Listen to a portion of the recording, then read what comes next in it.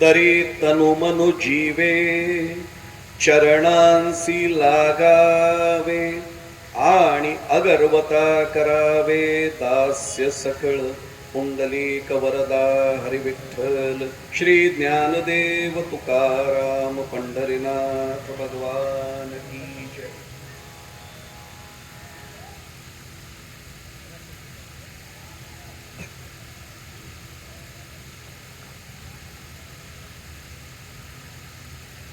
कर्जत तालुक्याचं आध्यात्मिक पारमार्थिक वैभव असलेल्या या तालुका परिसर याच्या ज्ञानेश्वरी पारायण सोहळा आणि अखंड हरिनाम सप्ताहाच्या निमित्तानं आयोजण्यात आलेली ही सायंकालीन प्रवचन सेवा आणि माझ्या परम भाग्याने काल आणि आज अशी 2 दिवस प्रवचन सेवा वाटायला आलेली आहे. त्यासाठी खरं तर संयोजन समितीला अध्यक्ष आमचे आदरणीय नथुराम महाराज हारपुडे आणि सर्वच पदाधिकारी सर्व विश्वस्त यांच्या चरणी आधी नतमस्तक होतो. आपण सर्व देवतुल्य मायबाप श्रोते आपल्या सर्वांचा चरण स्पर्श करतो. कृतीने शक्य नसलं तरी मनाने भावनेने आपल्या सर्वांच्या चरणी साष्टांग प्रणिपात करतो. प्रत्यक्ष पांडुरंग परमात्म्याला माऊली तुकोबराय आदी करून समस्त संतांना आणि माझ्या सद्गुरूंना प्रार्थना करतो की आजची सेवा आणि कालची सेवा अशी 2 दिवसांची मालिका त्यांनी त्यांच्या चरणी रुजू करून घ्यावी. वेळ कमी पडेल त्यामुळे थेट निरूपणालाच प्रारंभ करतो. ग्रंथराज ज्ञानेश्वरीतल्या 4थ्या अध्यायातली 167 क्रमांकाची ओवी आपण समोर चिंतनाला ठेवली आहे. आणि काल सांगितलं की भगवद्गीतेमधला जो 4थ्या अध्यायातला श्लोक आलेला आहे, तत्विद्धी प्रणिपातेन परिप्रश्नेन सेवया उपदेक्षन्ति ते ज्ञानम ज्ञानिनस तत्वदर्शिना. या श्लोकावर माऊलींनी जे भाष्य केलेले त्या भाष्यामध्ये ही 167 क्रमांकाची ओवी आलेली आहे. आणि काल आपण पाहिलं की त्याच्यावरचं भाष्य सुरू झालं, पै ज्ञान तेगा बरवे, इथून जी सुरुवात झाली. आणि मग माऊली या ओवीत म्हणतात की तरी तनु मनु जीवे चरणांसी लागावे आणि अगरवता करावे दास्य सकळ. कालपर्यंत आपण असं पाहिलं होतं की तनु मनु जीवे या शब्दाचा नेमका माऊलींना अभिप्रेत कोणता अर्थ आहे. मग तनानी तर असावं, मनानी तर असावं, पण आपण ज्याला जीव भाव ओतून म्हणतो तिथपासून आपण खूप तपशिलात काल त्याचे सिद्धांत पाहिलेत. आणि मी काल म्हटलं होतं की काल जरा सिद्धांतावर भर देऊया. पहिल्या दिवशी सिद्धांतावर भर देणं चांगलं, आज काही दृष्टांतही समोर ठेवील. पण आपल्या सर्वांच्या लक्षात आलं असेल की तरी तनु मनु जीवे चरणांशी लागावे इथपर्यंत आपण थोडंसं चिंतन कालच्या भागामध्ये केलं होतं. आणि मग आपण असं पाहिलं की याची गरज काय नेमकी, याची आवश्यकता काय. आणि मग त्याचं चिंतन करताना आपल्याला मोठा असा आपण समोर ठेवला की जर आमच्या मनामधल्या प्रश्नांची उत्तरं आम्हाला मिळावीत असं वाटत असेल, प्रश्नांची म्हणजे प्रपंचातल्या नव्हे अध्यात्मातल्या, तर मग आपल्याला माऊलींनी पण मार्ग दाखवलेला आहे. भगवान गोपाल कृष्णांनी अर्जुनाला मार्ग दाखवलाय की आपल्या सद्गुरूंना शरण जा, त्यांची सेवा कर आणि त्यांच्या सेवेमध्येच स्वतःला गुंतवून घे.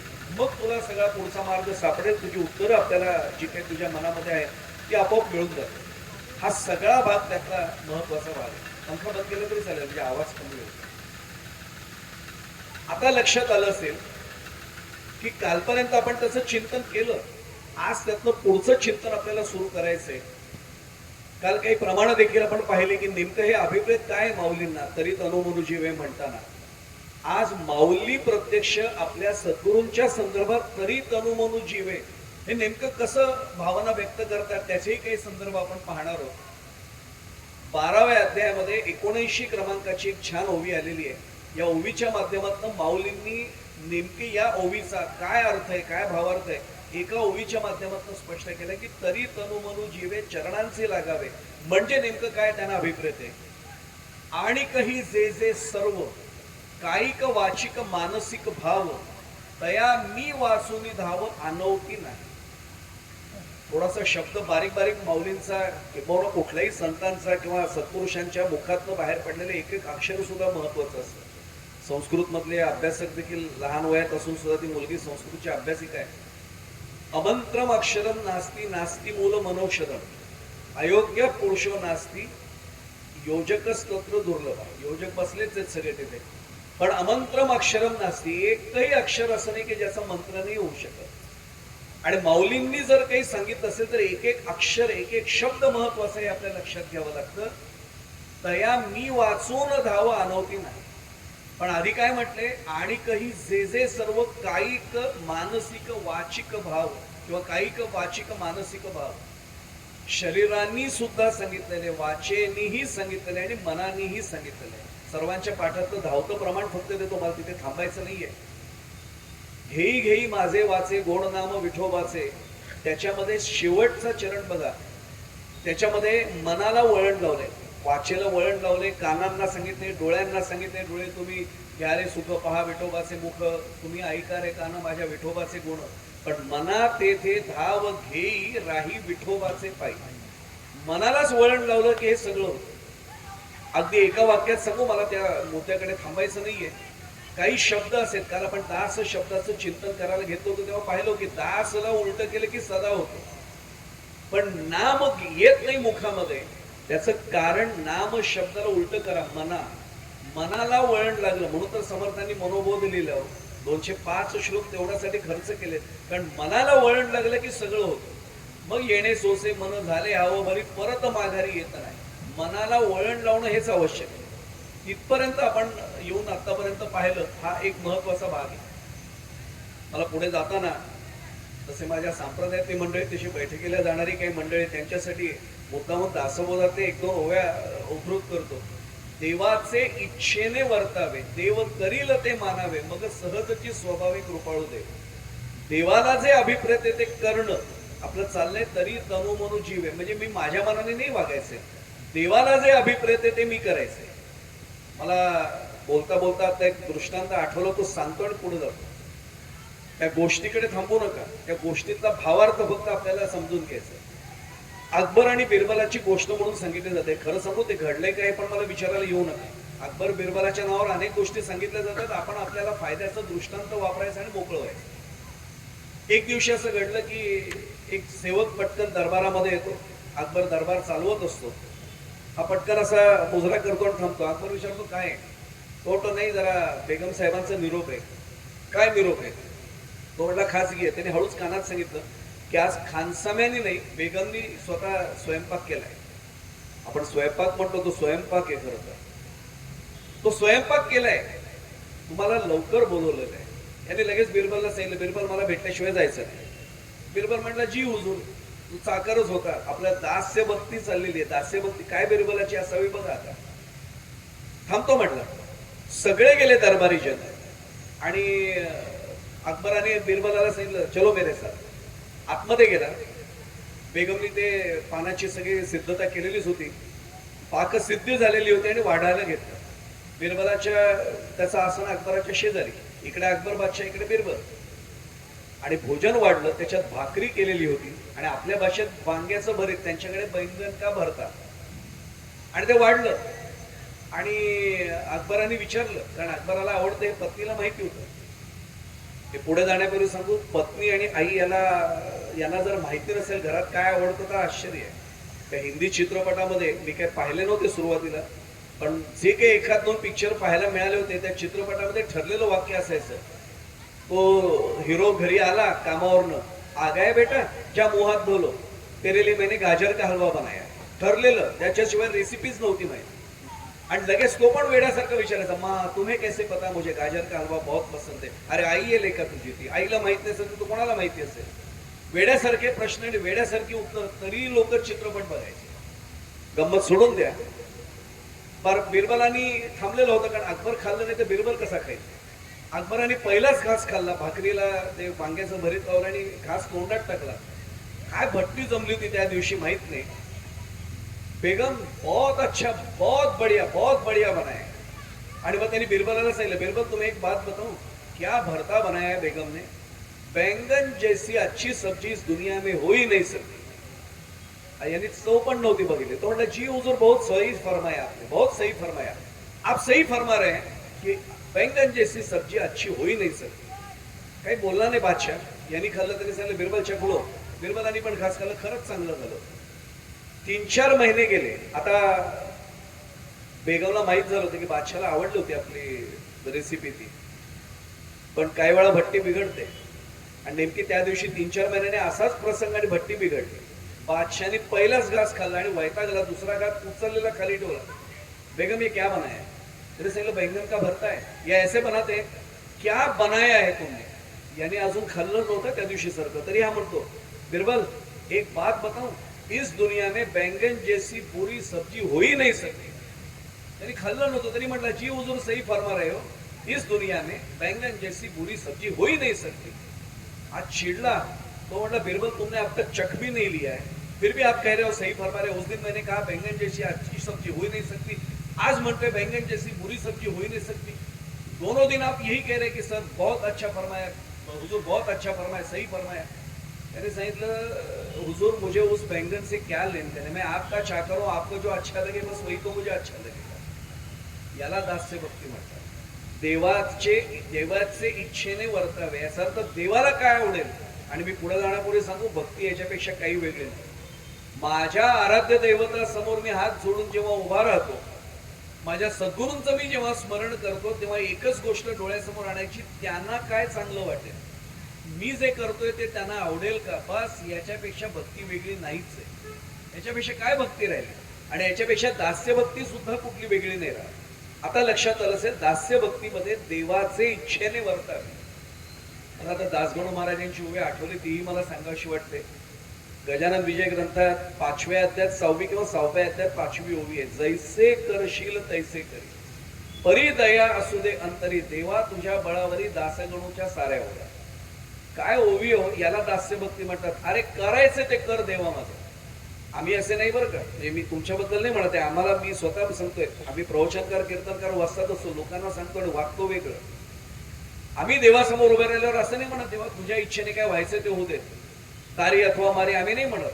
देवा जरा लक्ष ठेव, तेवढं घराकडे जरा मुलाचं जरा नोकरीचा प्रयत्न सुरू आहे, मुलीचं स्थळ बघणं सुरू आहे, हे सगळं आम्ही सांगतो जाऊन. आम्ही फक्त प्रमाण द्यायची हो. काही मागणे हे आम्हा अनुचित वडिलांची रीत जाणत असे तुकोबा म्हटले, हे फक्त पाकिट घेण्यासाठी आम्ही म्हणतो. वागतो का आम्ही, इथपासून पहिलं चिंतन आहे आपल्या मनामध्ये. आता लक्षात येईल की दास्य भक्ती म्हटल्यानंतर सगळं त्याच्यावर सोपवलं, आपल्या मनात काही ठेवलेलंच नाही. दासबोधातले आणखीन एक ओवी मुद्दा म्हणून सांगतो, आपण तैसेची वर्तावे, आपणासी तेच आवडावे, मनासारखे होता स्वभावे, सख्य गडे नेमस. आता लक्षात येईल, मग ही दास्यभक्तीसाठीची पायरी सुरू झाली. त्यांना जे आवडेल ते मी वागणं, मला आवडेल त्याचा प्रश्नच नाही उद्भवत. त्यांना जे आवडेल, माझ्या आराध्य दैवताला जे आवडेल, माझ्या सद्गुरूंना जे आवडेल ते वागत जाणं, या इथून माझी दास्यभक्तीची पहिली पावलं पडायला सुरुवात होते. ती दास्यभक्ती नाहीये. दास्यभक्तीचं उदाहरण मी देतो आपल्या समोर. आता लक्षात येईल की दास्यभक्तीमध्ये माझं मन सुद्धा मी समर्पित केलंय, माझी बुद्धीही समर्पित केली. थोडस परखड बोलू आपल्या समोर. मी आपल्याबद्दल नाही बोलत, मी माझ्या स्वतःचा अनुभव सांगतो. आपण आपलं शरीर काही वेळा समर्पित करू सुद्धा, काही वेळा मनही समर्पित करू, त्याच्याशिवाय नाही मला काय आवडत. पण बुद्धी समर्पित होईलच नाही सांगताय. आणि आम्हीच सांगतो, आहार निद्रा भय मैथुनांच्या सामान्य मेतत पशुवीर नराणा बुद्ध्या, अरे बुद्धी देशम अधिको विशेषो बुद्ध्या विहीना पशुवीर समाना. बुद्धी हवी की नाही माणसाचं वैशिष्ट्य आहे, हे सांगतो, समर्थन करतो आणि बुद्धी आपलीच चालव. मला एकाने प्रश्न विचारला होता की महाराज तुम्ही वारकरी कीर्तनाला जेव्हा उभे राहता तेव्हा फेटा बांधतो डोक्याला, काय पद्धत आहे म्हणे. एरवी फेटा नसतो, त्यावेळी का फेटा. त्याला काय आता सांगू. त्याला म्हटलं अरे कीर्तनाच्या गादीवर उभं राहिल्यानंतर कीर्तन करायला उगाच वाटायला लागतं, गळ्यात वेण आल्यानंतर. काय भरपूर आपलं काही ज्ञान आहे ते इथून बाहेर वाटेल तसं पडू नये अहंकाराच्या रूपात, म्हणून त्याला फेट्याने झाकून ठेवावं लागतं की बस आतमध्ये, काय उडी नको माणूस, दुसरं काय उत्तर देणार. म्हणून फेटा असतो खरं तर. गंमत सोडून द्या त्यातली. पण आम्ही बुद्धी नाही अनेकदा समर्पित करत. विचार करून पहा, अनेकदा देवासमोर उभे राहतो आणि आपणच ठरवतो. मी एक साधं उदाहरण सांगू. माझं तर उपासनी साहेबांशी अनेकदा या विषयावर बोलणं झालेलं आहे. आपणच अनेकदा सांगतो आमच्या देवाला ही अगरबत्ती आवडते, ही उदबत्ती आवडते. कुणीच सांगितलं येऊन की मला आवडते. पण आपण काय सांगतो, माझ्या देवाला ही उदबत्ती आवडते. केव्हा सांगितलं मला. आपल्याला जे चांगलं वाटतं ते आपण करतो. वाईट काही नाही याच्यात, वाईट काही नाही. हे बंद नका करू. जे चांगलं, आणि खरं सांगू देवपूजा, आपण देवाची पूजा करणारे कोण होत नाही. देवाला आपण स्नान कोण घालणार, तो शुचिरभूतच आहे. पण त्याला स्नान घातलं की आपलं मन शुचिरभूत होतं, म्हणून देवपूजा आहे. म्हणजे देवपूजेच्या माध्यमातून आपण आपल्याला स्वतःला शुचिरबोध करत असतो, हा त्यातला एक गाभा आहे. करत प्रश्न माझ्या मनासमोर निर्माण होतो की अशी बुद्धी सुद्धा समर्पित केली, बरं ज्याच्याकडे आहे तो समर्पित करू शकतो ना, ज्याच्याकडे नाही तो कसा समर्पित करेल? मग ज्याच्याकडे प्रचंड बुद्धी आहे आणि तरी ती समर्पित केली असा कोण? काल शनिवार होता म्हणून ती ओवी घेतली, मी कालच उल्लेख केला, त्यांचा संदर्भ आपल्या समोर जरूर ठेवतो. आमचे मारुतीराय, आमचे आपळे बुवा त्याला एक वाक्य वापरतात की हनुमंत नाव ते म्हटले मला जास्त आवडतं कारण ते कमावलेलं नाव आहे. मारुती का नाव आहे? ते मरुत पुत्र, पवन पुत्र, आपल्याला माहिती आहे सर्वांना. पण हनुमंत का? ते वज्र फेकलं, अनवटीला लागलं, ते म्हटले कमावलेलं नाव आहे. म्हटले गोविंद स्वामी सांगायचे नेहमी. मी एवढ्यासाठी सांगतोय की हनुमंतरायांचे कसं वर्णन केले बुधकौशिक ऋषींनी, सगळ्यांना रामरक्षा बसलेले आपल्याला पाठ आहे. बुद्धिमताम वरिष्ठम म्हटलेले, जगातले सगळे बुद्धिमान एकत्र केले आणि चाळणीतनं चालले तरी हे सर्वात वरती राहतील इतके बुद्धिमान. बुद्धिमताम वरिष्ठम असे बुद्धिमान असलेले मारुतीराय दास्यभक्तीचा आदर्श आमच्या समोर ठेवतात. म्हणून तर आमचे तुकोबाराय त्यांना शरण देऊन सांगतात ना, शरण शरण हनुमंता तुझ आलो रामदूता, काय भक्तीच्या त्या वाटा मज दावाव्या सोबत. त्यांच्याकडेच मागितले. अरे स्वतः तुकाराम महाराज भक्ती मार्गाचा कळस होते. तुकिता तोळणेसी ब्रह्म तुकासे आले, हा तुकोबांचा अधिकार होता. तरी सुद्धा हनुमंतरायांना शरण देऊन सांगतात की तुझं आलो रामदूता, काय भक्तीच्या त्या वाटा मज दावाव्या सुभटा. आणि आता त्या हनुमंतरायांनी दास्यभक्तीची वाट आम्हाला दाखवली. मी सहज एक दोन प्रसंग सांगण्यापूर्वी एक प्रश्न विचारतो नेहमी. रामायणामधनं मारुतीरायांचं जे काही काम होतं ते वगळलं तर रामायणात काय शिल्लक राहील जरा आठवूया. समुद्र उल्लंघून पहिल्यांदा जे गेले ते आमचे मारुतीराय. रामांची मुद्रिका अशोकवनामध्ये सीतामाईंना दिली ते आमचे मारुतीराय. रामनामाचा जप लंकेत जाऊन करणं, आम्ही कीर्तन इथे करतो, शत्रूच्या दरबारात उभारून कीर्तन करणारा पहिला कीर्तनकार मारुतीराय. रावणासमोर उभारून रामांचं गुणगान केलंय, माझे स्वामी असे आहेत म्हणून. आणि हे सगळं आपल्याला माहिती आहे. अशा मारुतीरायांच्या बद्दल किती सांगू तेवढं खरं तर कमी आहे. पण मारुतीरायांची दास्यभक्ती आदर्श का, त्याचं उदाहरण आपल्या समोर ठेवतो. आपल्याला सर्वांना कल्पना आहे की हे सगळं घडलं आणि लक्ष्मण भैयांना शक्तीचा प्रयोग झाला आणि लक्ष्मण भैया मूर्छित झाले. आता मूर्छा आली म्हटल्यानंतर साधी गोष्ट आहे, त्याच्यावर उपचार पाहिजे. होते कुठे? हे सगळे लंकेमध्ये होते. आता लंकेमध्ये गेल्यानंतर तिथल्या वैद्यांशिवाय आपल्याकडे काय होतं? त्यावेळी काय अँब्युलन्स, वैद्यकीय पथक, मेडिकल टीम वगैरे घेऊन जाणं प्रकार नव्हते. सुषेण वैद्य लंकेमध्ये, ते रावणांचे राजवैद्य. रामांनी एका दूताला पाठवलं, जा रे जरा सांग की भावाला माझ्या अशी मूर्छा आलेली, जरा या उपचाराला.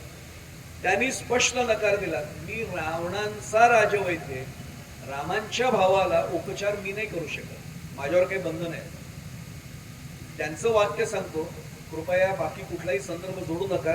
सुषेण वैद्यांचं वाक्य, मी पक्ष बदलणार नाही, रावणांच्या पक्षात आहे, मी बदलणार नाही. आता त्यावेळी होती पद्धत म्हणायची अशी, तरी मी नाही बदलणार नाही. आणि एक दूत गेला, दुसरा गेला, सगळ्यांचं काम थांबल्यावर मारुतीराय मागे होते आणि रामांनी एकच हाक मारले. रामांची अत्यंत प्रेमळ हाक होती, मारुते. आणि मारुते म्हटल्यानंतर मारुतीराय टुणकन उडी मारून पुढे आले. प्रभू आज्ञा. सांगावं नाही लागलं, सांगावं नाही लागलं, न सांगता आपोआप कळतं. त्याला काज असा शब्द आहे, आपल्याला माहिती आहे, समर्थांनीच वापरलेला काज शब्द आहे. काम वेगळं, सांगितल्यानंतर आपण जे करतो ते काम आहे, आणि जे स्वामी आपलं करतात ते तसंच्या तसं करणं, याला काज म्हणतात. आता लक्षात आलं असेल, स्वधा मासी जाता महाराज राजा हनुमंत तो ठेविला याची काजा. आता लक्षात आलं असेल, काज करण्यासाठी ते ठेवलंय. आम्हाला काज शब्दच माहित नाही, काज बटन एवढंच, फक्त काज शब्दाचं माहित झालं. स्वामी जे करतात ते मी करीन, याला काज म्हणतात. आणि मारुतीराय आले आणि फक्त एवढंच म्हटलं, प्रभू आज्ञा. मारुती असे नुसते फक्त तरी खून केले आणि मारुतीरायांनी उड्डाण केलं थेट सुषेण वैद्यांच्या अंगणात. सुषेण वैद्य जरा वैतागले, का तुमच्या प्रभूंना कळत नाही का, मी 3 जणांना आतापर्यंत निरोप दिला की मी तुमच्या भावावर उपचार करू शकत नाही, मी रावणांचा राजवैद्य आहे, रामांच्या भावावर मी उपचार करू शकणार नाही, माझ्यावर बंधन आहे. त्यांनी एवढं सांगितलं, ठीक आहे, मला फक्त एका प्रश्नाचं उत्तर द्या, मी निघालो. ते म्हणले देतो. आता मारुतीराय बुद्धिमत्ता वरिष्ठ आहे, तर त्यांनी एवढंच विचारलं, तुम्ही वैद्य आधी झालात का राजवैद्य आधी झालात?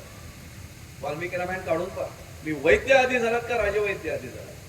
ते म्हटले वैद्य आधी होतो, वैद्य होतो म्हणून माझी नियुक्ती राजवैद्य म्हणून रावणाने केली. मग वैद्य होताना एक प्रतिज्ञा घ्यावी लागते की मी माझ्या समोर आलेल्या रुग्णांवर त्याची जात पात वय लिंग न बघता त्याच्यावर उपचार करेल. मग त्या शपथेचं काय झालं? ती शपथ विसरलात की तुम्ही वैद्यच राहत नाही. वैद्य नाही राहिलं तर राजवैद्य कसे ठराल? त्यांच्या लक्षात आलं की आपण कोणासमोर उभे होते. त्यांच्या लक्षात आलं सुप्रीम कोर्टातले वकील आले रामांच्या. त्यांनी एवढंच सांगितलं, येतो म्हणे बरोबर. त्यांनी विचारलं असं उचलून घेऊन जाऊ का पाठीवर? त्यांनी एकूण मारुतीरायांचं सगळं प्रताप पाहिले होते. पाठीवर बसतो म्हणले. पाठीवर बसले आणि अलगद घेऊन आले. त्यांनी नाडी परीक्षा केली आणि एवढंच सांगितलं की उपचार होईल, फक्त एकच करावं लागेल, सूर्योदयापूर्वी उद्याच्या संजीवनी वनस्पतीची मुळी आणावी लागेल. पुन्हा सगळे सेवकांना मारुती रामांनी विचारलं, तक्रारी सांगणारे मायासारखेच होते हो. नाही, हे पहिल्यांदाच ऐकतोय, संजीवनी वगैरे कधी ऐकलेलं नाही आजपर्यंत. दुसरा म्हणतो मी नाव ऐकलं होतं कुठेतरी, पण ते कुठे मिळते वगैरे माहित नाही. तिसरा म्हणतो नाही, द्रोणागिरी मी नाव ऐकलं होतं, भौगोलिक स्थान नाही त्याचं माहिती. चौथा म्हटला मी गेलोही असतो, मला माहिती आहे सगळा रस्ता, पण सूर्योदयाच्याच परत येण्याची खात्री नाहीये. सगळ्यांची उत्तरं झाल्यावर पुन्हा विचारलं, मारुतीराय कोणतं उडी मारून झाले? प्रभू आज्ञा. एवढंच, प्रभू आज्ञा. न सांगता कळतं ते स्वामी आणि दास आहेत. माझा पुढे सांगण्यापूर्वी एक प्रश्न आहे. मारुतीराय मगाशी पण आपण पाहिलं थांबले होते, आता पण पाहिलं थांबले होते. मग मारुतीराय वाट का पाहत बसले? म्हणजे इतरांना जमत नाही दाखवण्यासाठी होते का? त्याचं कारण असं होतं, मारुतीराय थांबले एवढ्यासाठी की जोपर्यंत स्वामी आज्ञा आपल्याला करत नाही तोपर्यंत आगाऊ म्हणावं, यांना काय सांगताय, मी आहे ना. अगर्वता करावे, आपली ओवी आठवा. तरी तनु मनु जीवे चरणांसी लागावे आणि अगर्वता करावे दास्य सकळ. अगर्वता, यांना काय जमतंय? हे असे अनुभव सार्वजनिक जीवनात आपल्याला नेहमी येतात. असं वेगवेगळ्या संस्थांमध्ये जे काम करतात त्यांना माहिती आहे हे सगळं. त्यांना काय सांगताय, त्यांना जमणार आहे का? मी आहे ना. याला अगर्वता करावे दास्य सकळ म्हणत नाहीत. ते मारुतीरायांनी केलं आणि प्रत्यक्ष आचरणात आहे. मारुतीराय उडाले, नुसते उडाले नाहीत, त्याने अख्खा द्रोणागिरीच उचलून आणला. वेळ कमी होता, जणू काही सोशल वैद्याने त्याने सांगितलं, एक औषध काय, आयुर्वेदिक रसशाळाच सुरू कर लंकेमध्ये, लागतील तेवढा वनस्पती काढ. बरं, नुसता आणला नाही, आणीला मागुती नेला, आला गेला मनोगती, मनासी टाकीले मागे गतीसी पूर्ण नसे. पण आता पुढे जाण्यापूर्वी सांगतो, त्यांना सुशेन वैद्यांनी प्रश्न विचारला होता, मारुतीराय तुम्हाला माहित झालंय सूर्योदयापूर्वी किती वेळ लागेल? वाल्मिकी रामायणातला श्लोक सांगतो, तैलाग्रे सर्षपस्य स्फुटन रव परस्तत्र गत्वात्र चैनी. काय उत्तर दिलं त्यांनी? वाल्मिकी ऋषींचा श्लोक आहे, माझा नाही येतो. तैलाग्रे सर्षपस्य स्फुटन रव परस्तत्र गत्वात्र चैनी. एवढ्या वेळात मी परत येईल. म्हणजे काय अर्थ लक्षात घ्या. तैलाग्रे, तेलाच्या वरच्या पृष्ठभागावर, ते तापलेलं तेल आहे. सर्षप म्हणजे मोहरी, त्याला राई म्हणतात काही जण मोहरी म्हणतात. तैलाग्रे सर्षपस्य स्फुटन रव, रव म्हणजे आवाज, स्फुटन रव म्हणजे फुटण्याचा आवाज. तेल तापलेलं आहे आणि त्याच्यावर आपण जर ती मोहरी टाकली तर कसा तडतडण्याचा, फुटण्याचा आवाज येईल. तो फुटण्याचा आवाज येण्यासाठी किती वेळ लागेल? एवढ्या वेळात मी जाऊन परत आलेलो असतो. परस्तत्र गत्वात्र चैनी, तत्र आणि अत्र, तिथे जाऊन मी परत आलेलो असेन. काय हे असेल, पण तरी थांबले कशासाठी? स्वामींनी आज्ञा करेपर्यंत मी नाही थांबणार, मी मध्ये नाही जाणार. त्यांना स्वामींना जेव्हा मला आज्ञा येईल स्वामींची, कालच आपण प्रमाण पाहिले, सेवकासी आज्ञा स्वामीची प्रमाण, जोवरी त्याचा प्राण जाय. जोपर्यंत या शरीरात प्राण आहेत तोपर्यंत त्यांची आज्ञा होत नाही, तोपर्यंत नाही. पण आज्ञा आली, विषय संपला, जग गेलं खड्ड्यात, आता मी स्वामींच्या आज्ञेसाठी करेन. याला म्हणायचंय दास्यत्व आणि दास्यभक्ती. हा त्यातला एक महत्वाचा भाग आहे. मला मुद्दामून माऊलींचे 13व्या अध्यायातल्या काही ओव्या उद्धृत करायच्या. एक सांगू आपल्याला, नवविधा भक्ती शिकायची असेल ना, काल आपण पाहिलंय श्लोक सुद्धा, श्रवणम कीर्तनम विष्णू स्मरण, त्याच्यावर बोललोय थोडस. हे जर नवविधा भक्ती खरी शिकायची असेल तर फक्त घरी गेल्यावर ज्ञानेश्वरीतला 13वा अध्याय काढून पहा. 13व्या अध्यायात आपल्या सद्गुरूंची म्हणजे निवृत्ती दादांची, निवृत्ती महाराजांची नवविधा भक्तीने पूजा केली प्रत्यक्ष ज्ञानेश्वर महोदयांनी. त्यातली दास्य भक्तीच्या संदर्भातल्या 2-4 ओव्या मुद्दाम मी आपल्या समोर ठेवतो. ऐसा मागे न वरू तेथ म्हणती हो गुरु किंवा हो म्हणती हो गुरु मग तो परिवार मीच होईल. सद्गुरूंचा जो परिवार आहे तो परिवार एकदा मी त्यांची आज्ञा मागेन आणि त्यांनी एकदा सांगितलं की होय कर की मग मी त्यांचा पूर्ण परिवार होईल. आणि पुढचं महत्वाचं म्हणेन तुमचा देवा परिवारू जो आघवा आघवा म्हणजे अवजा सगळा ते तुले रूप होवावा मीच एक. पुढे जाण्यापूर्वी एक मुद्दामून सांगतो. एखाद्याला वाटेल ज्ञानेश्वर माऊली आपण म्हणतो की आई आणि माऊली मधला फरक. ज्ञानेश्वर महाराज असं म्हणतात की इतरांच्या पेक्षा मीच पुढची सगळी सेवा करेन. ही दास्यभक्तीची पराकोटीची अवस्था आहे. अहो हे तर काहीच नाही आहे. त्या 13 अध्याय खरंच घरी जाऊन आज मुद्दामून काढून पहा. तुमच्या मुखामध्ये चावलं जाणार जे पान आहे चावलं जाणारा सद्गुरूंच्या दाताखाली ते मी व्हावं. काय सद्गुरूंच्या विषयी अनन्यता असेल. सद्गुरुपदी अनन्यता तुझं काय सिरे चिंता समर्थांचं वचन आहे. खरं तर सद्गुरुपदी अनन्यता तुझं काय सिरे चिंता याच्यापेक्षा काय अनन्यता आहे. माऊली म्हणतायत असं निवृत्ती दादांना की तुम्ही जर जेवल्यावर जे पान चावता ते चावलं जाणारं पान मी असावं. एवढंच नाहीये तुम्ही पान खाऊन झाल्यावर जे थुंकाल ते भांडच आहे. त्याला त्यावेळेच्या ज्ञानेश्वरी 750 वर्षांपूर्वीचा शब्द तस्त आहे. तस्त 13व्या ते काढून बघा. ते तस्त मी व्हावं म्हणजे तुमचं जे तोंडातलं ज्याला आपण पिकदाणी म्हणतो ती मी असावी. काय सद्गुरूंबद्दल आपली दास्यभक्ती असावी. 13वा अध्याय काढला ना की तरी तनुमनु जीवे चरणांशी लागावे आणि अगरवता करावे दास्य सगळं आपोआप. माऊलींनी काय वेगळी दास्यभक्ती आमच्या समोर मांडली. अहो गुरुगृह जिये देशी तो देशूची वसे मानसी विरहिणी का जैसी वल्लभा. पूर्वीच्या काळी आपल्याला माहितीये की पुरुष लढाईच्या निमित्ताने व्यापाराच्या निमित्ताने बाहेर पडला की 6-6, 8-8 महिने यायचे नाहीत परत. आणि अशा वेळी ती विरहिणी बरं त्यावेळी काय व्हॉट्सअप नव्हतो. आता ऑस्ट्रेलिया किंवा अमेरिकेत जातात आपली मुलं सुना वगैरे काय फरक नाही पडत. रोज रात्री लॅपटॉप उघडायचं वेब कॅमवरनं बोलायचं. हा अरे काय नवीन आणलं का काय केलं सगळ्या गप्पा चालू असतात. वाटतच नाही ते तिकडे म्हणून इथेच वाटतंय. मग मला सांगा त्यावेळची परिस्थिती काही 1000 वर्षांपूर्वीची काहीशे वर्षांपूर्वी काय होतं त्यांचं. ती बिचारी वाट पाहत बसायची की आपला पती कधी येतोय. विरहिणी का जैसी वल्लभा ते असाच वाट पाहण्याचा भाव माऊली आपल्या मनात आणतात आणि तिथे ठेवतायत की तो भाग महत्वाचा आहे. तिकडून येत असे वारा देखोनी धावे सामोरा आडपणे म्हणे घरा बीजे की जो. अहो तिकडनं आलेला वारा सुद्धा माऊली म्हणतात मी अडवीन गुरुच्या घराकडनं आलेला आणि तो वारा अंगावर घेईन म्हणजे मला त्या वाऱ्याचा स्पर्श झाला की असं वाटेल की माझे सद्गुरू मला भेटले. काय याच्यापेक्षा आनंद त्या सद्गुरूंच्या चरणाची असावी. मी एक पुढे जाण्यापूर्वी सांगू मला दृष्टांत काही ठेवत पुढे जायचंय. मी नेहमी विचार करतो चिंतनाला बसल्यानंतर माऊलींची पराकोटीची दास्यभक्तीची अपेक्षा आहे. नाही एवढं जमणार. 1%, 2% एवढं तरी मला काही जमलं बस माझी वाटचाल त्या दिशेला पडली. आणि एक सांगू पहिलं पाऊल पडलं की आपण मुक्कामी पोचतो नक्की. मला बाबा महाराज सातारकरांचं एक वाक्य नेहमी आवडतं. ते म्हणायचे की अरे तू वारीला जाईन नुसतं म्हणत तरी राहा. एक दिवशी पंढरपूरच्या दिशेने पाऊल तर टाक. पुढच्या वर्षी उचलशील मागचं पण पाऊल. एक पाऊल तर टाक म्हणले. तू म्हटलाच नाहीस कधी तर कधीच जाणार नाहीस.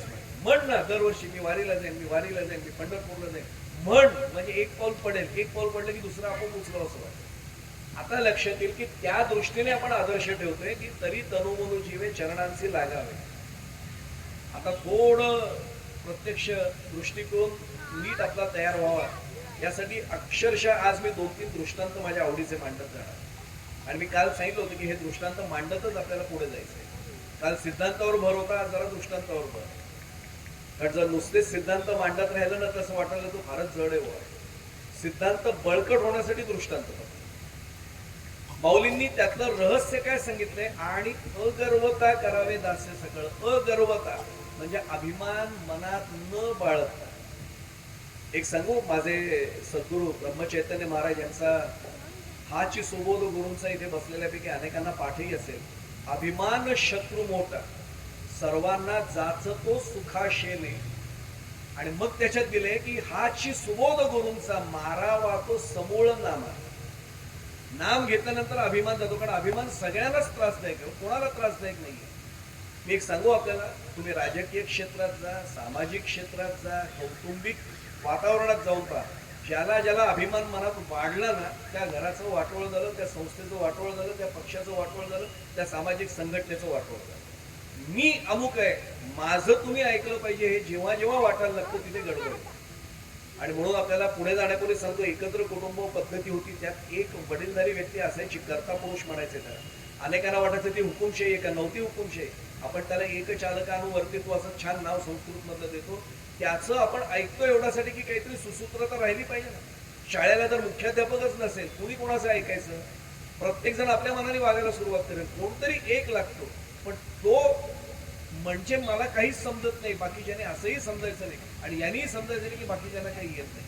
सुसूत्रतेचं सगळं ते व्यवस्थापन आहे.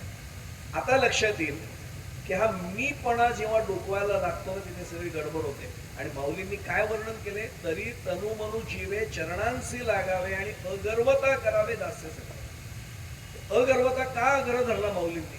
आपला जो अहंभाव जागा होतो ना, तिथे गडबड होतो.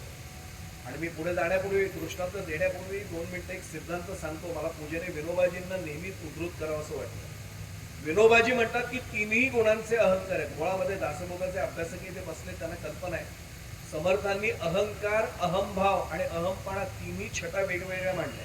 दासबोधामध्ये खूप छान त्याचं वर्णन केलेलं आहे. पण एक सांगू आपल्याला, अहंकाराला समर्थांनी राहू आणि केतूची उपमा दिली. मी एक सांगतो तुम्हाला, आधीच हा खुलासा करणं आवश्यक आहे. माझं आडनाव पुरोहित असलं तरी मला पत्रिका समजत नाही, मला पत्रिका वाचता येत नाही. तर प्रवचन कीर्तन संपल्यावर अनेक जण पत्रिकाच घेऊन समोर येतात. मला फक्त लग्न पत्रिका, निमंत्रण पत्रिका वाचता येते, बाकी पत्रिका येत नाही. पण एक सांगतो आपल्याला, पत्रिकेमध्ये आपण सांगतो ते अष्टमात राहू आहे, दशमामध्ये केतू आहे, राहूची दशा सुरू आहे. का राहू आणि केतू, मी पण विज्ञानाचे शिक्षक आहे, विज्ञानाचा विद्यार्थी आहे. मला दाखवून द्या की या सोलर सिस्टीम मध्ये, आपल्या सूर्यमालेमध्ये राहू केतू ग्रह कुठे आहेत? ते नाहीयेत, ते दिसत नाहीयेत. मग तरी समर्थांसारख्या अभ्यासकांनी राहू केतूची उपमा का दिली? जे दिसत नाही पण परिणाम करतात. ते काय म्हटलं लक्षात आलं असेल, जे दिसत नाहीयेत पण परिणाम करतायत. अहंकार असाच आहे, तो दिसत नाही. अहो दिसला तर परवडतो. म्हणून मी आता पूजेने विनोबाजींना उद्धृत करत होतो. विनोबाजी म्हणायचे की 3 गुणांचे अहंकार मध्ये येतात. अगर्वता करावे दास्य सगळं आपलं चिंतन चाललंय. अगर्वता म्हणजे गर्व सोडून, अहंकार सोडून. पण अहंकार 3 प्रकारांनी येतो. एक तमो गुणातला अहंकार, एक रजो गुणातला अहंकार आणि एक सत्व गुणातला अहंकार. आता विनोबाजींचं चिंतन आहे, तमो गुणातला अहंकार ते म्हणतात परवडला. तुम्ही म्हणाल कसा काय परवडला? सांगतो, कारण तो त्याचा त्याला पण कळतो. काही जण असतात बघा, आपण कोणाला घाबरत नाही, आपण आता प्रवचनाच्या गादीवर म्हणून त्यांचं वाक्य नाही वापरत, राष्ट्रपतींच्या वडिलांना पण आपण घाबरत नाही. आणि याचा अभिमान सांगतात, आपण कोणाचं ऐकूनच घेत नाही, तोंडावर उत्तर देऊन मोकळं. ओळखायचा हा तमोगुणाचा अहंकार. पण तो त्याचा त्याला पण कळतोय. कळतोय, साधी गोष्ट की मला राग येतोय, मला अहंकार आहे, आपण कोणाचं ऐकून घेत नाही, हे ओळखायचा हा तमोगुणाचा अहंकार आहे. विनोबाजी म्हणायचे तो परवडला. का परवडला? तो दूर करायला सोपा जातो, कारण कळतोय, जाचतोय, तो टाचतोय. तो समोरच्याला पण टोचतोय, त्यालाही कळतं की माझ्यामुळे समोरचा दुखावला गेला. दुसरा ते म्हटले जरा थोडा घातक आहे, तो रजोगुणातला अहंकार आहे. हे भांडत नाहीत कोणाशी, पण ते स्वस्थही बसत नाही. आमचे पूजनीय सद्गुरू ब्रह्मचैतन्य महाराज छान वाक्य वापरतात. 365 प्रवचन वाचणारी ते कोण असेल त्यांना लक्षात येईल. माझे अनेक गुरुबंधू गुरुभगिनी पण आज इथे उपस्थित आहेत. त्यांनी असं म्हटलेलं आहे की अध्यात्मात आपण पुढची वाटचाल केले कसं ओळखायचं? काही करावंसंच वाटत नाही. आता ओळखायचं की अध्यात्मात पुढे चाललोय. काय वाक्य लक्षात घ्या, आता मला काही करावं असं वाटत नाहीये आणि आम्हाला ते नाही वाटत, मला हे करावं असं वाटतंय, मला ते करावं असं वाटतंय. अहो नाम घ्यायला सांगितल्यावर सुद्धा मला 10 यज्ञ करावेसे वाटतात, 10 पारायण करावीशी वाटतात. तिथे ओळखायचं की मी स्वस्थ बसत नाही. आणि हा गुण कुठला आहे तर रजोगुण आहे. रजोगुण माणसाला कधीच स्वस्थ बसू देत नाही. आज तो आपल्या प्रतिपादनाचा विषय म्हणून मी तिथे जात नाही, कारण त्या चक्रव्यूहात शिरलं ना अहंकार या विषयात ती बाहेरच नाही पडत आहे. हा रजोगुणाचा अहंकार आहे. हा नाही त्रासदायक फारसा, कारण कळतो. लोक म्हणतात काय सारखं सारखं करतात, बसा ना जरा स्वस्त. समोरचे पण सांगू शकतात. घातक कुठलाही माहितीये का? अगर्वता करावे दास्य सकळ मध्ये दास्य भक्ती म्हणजे तो भक्त आहे, पण त्याला सर्वात जाचक अभिमान सत्व गुणाचा आहे. कसा काय? 3 माळा केल्याशिवाय पाणी नाही पिता. ज्ञानेश्वरीतल्या 4 ओव्या वाचल्याशिवाय घराच्या बाहेर आपलं पाऊल नाही पडत. हे वाक्य यायला लागले की ओळखायचं हा सत्वगुणाचा अहंकार जागा झाला. मी एक पुढचं वाक्य सांगू, मी साधना मार्गात जर आहे तर माझ्याकडून काय साधना होते हे मी गुरुबंधू गुरु भगिनींना सांगणं वेगळा भाग आहे, किंवा माझ्या सद्गुरूंना सांगणं वेगळा भाग आहे. मी त्रयस्थ व्यक्तीला सांगतोय याचा अर्थ तिथे दंभ शिरलाय म्हणून समजायचं. मी का सांगायला पाहिजे त्यांना? आपली पूजा 2 तासाशिवाय आटपत नाही.